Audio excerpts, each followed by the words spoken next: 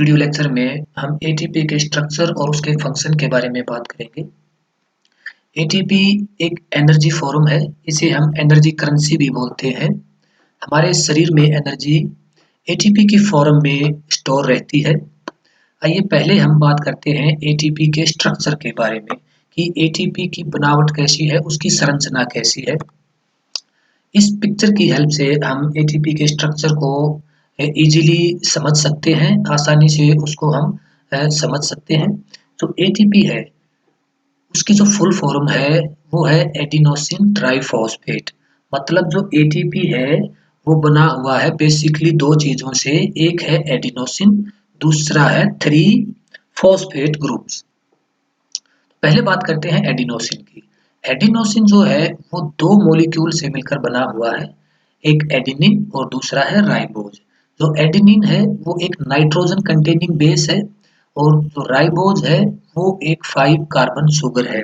अगर एडेनिन और राइबोज की अगर हम बात करें तो इनके अगर फंक्शन के बारे में हम बात करें तो जो हमारा डीएनए या जो हमारा आरएनए है जो कि हमारी आनुवंशिक जानकारियों को स्टोर रखते हैं, उनकी जो संरचना है या उनकी जो फॉर्मेशन है उनको बनाने में एडेनिन और राइबोज की एक अहम भूमिका होती है। इसके अलावा जो सेलुलर रेस्पिरेशन है उनके अंदर भी एडेनिन और राइबोज का रोल होता है।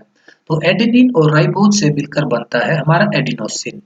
तो जब एडिनोसिन के साथ जो इनऑर्गेनिक फॉस्फेट के जो मॉलिक्यूल्स हैं वो अटैच होते हैं, जब थ्री इनऑर्गेनिक फॉस्फेट के जो मॉलिक्यूल्स हैं वो जब एडिनोसिन के साथ अटैच होते हैं तो ये जो स्ट्रक्चर है इसको एटीपी या एडिनोसिन ट्राइफॉस्फेट बोला जाता है।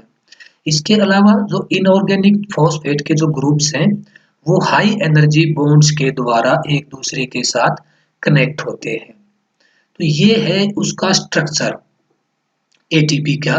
अब बात करते हैं कि एटीपी से एनर्जी कैसे निकलती है या एटीपी एनर्जी में कैसे कन्वर्ट होता है। अभी हमने बात की कि जो एटीपी है वो थ्री इनऑर्गेनिक फॉस्फेट के जो मॉलिक्यूल हैं उनके साथ कनेक्ट रहता है और ये इसकी जो ये फॉर्मेशन बनती है इसे एटीपी बोलते हैं और ये एक हाई एनर्जी कंपाउंड भी बोला जाता है।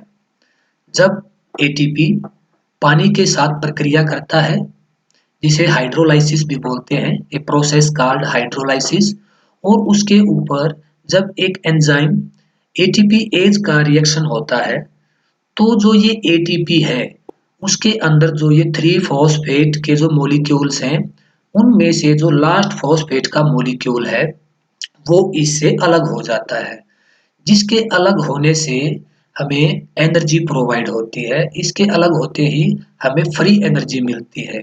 यही वो प्रक्रिया है जिससे एटीपी से हमें एनर्जी प्रोवाइड होती है। अब जब ये मॉलिक्यूल इससे अलग हो जाता है तो ये जो स्ट्रक्चर बचता है एडिनोसिन प्लस 2 फॉस्फेट ग्रुप, इसको एडीपी या फिर एडिनोसिन डाइफॉस्फेट बोला जाता है। तो इस प्रक्रिया को कंटिन्यूअसली जारी रखने के लिए और कंटिन्यूअसली एनर्जी क्रिएट करने के लिए इस प्रक्रिया को बार बार दोहराया जाता है। मीन्स जो एडीपी है उसको वापस कन्वर्ट करना होता है एटीपी में और एटीपी टू वापस एडीपी में। तो इस प्रक्रिया को वापस या कंटिन्यूअसली जारी रखने के लिए डिफरेंट जो एनर्जी के जो सिस्टम्स हैं, जो बेसिक एनर्जी सिस्टम्स हैं हमारे, लाइक एटीपी पीसीआर, ग्लाइकोलाइटिक और ऑक्सीडेटिव सिस्टम, वो उनकी हेल्प से हमें एनर्जी जो है वो प्रोवाइड होती रहती है। एक जो इसके बारे में स्पेशली हम कहना चाहेंगे कि जब ये प्रक्रिया in the presence of oxygen होती है तो उसको ऑक्सीडेटिव फॉस्फोरिलेशन बोलते हैं और या फिर एरोबिक मेटाबॉलिज्म भी बोलते हैं। और जब ये प्रक्रिया in the absence of oxygen, oxygen के अब्सेंस में या ऑक्सीजन के बिना ये प्रक्रिया होती है तो इसे हम अनएरोबिक मेटाबॉलिज्म बोलते हैं। तो जब एक मॉलिक्यूल है जो एटीपी का वो टूटता है या एडीपी में कन्वर्ट होता है तो उससे हमें लगभग 7.3 किलो कैलोरी जो एनर्जी है वो प्रोवाइड होती है। तो इस तरह से इस वीडियो में हमने जाना कि एटीपी का स्ट्रक्चर क्या है और एटीपी का फंक्शन क्या है, कि वो किस तरह से वर्क करता है और किस तरह से उससे हमें एनर्जी प्रोवाइड होती है। I hope this video will be very useful for you. Thank you. Thanks for watching.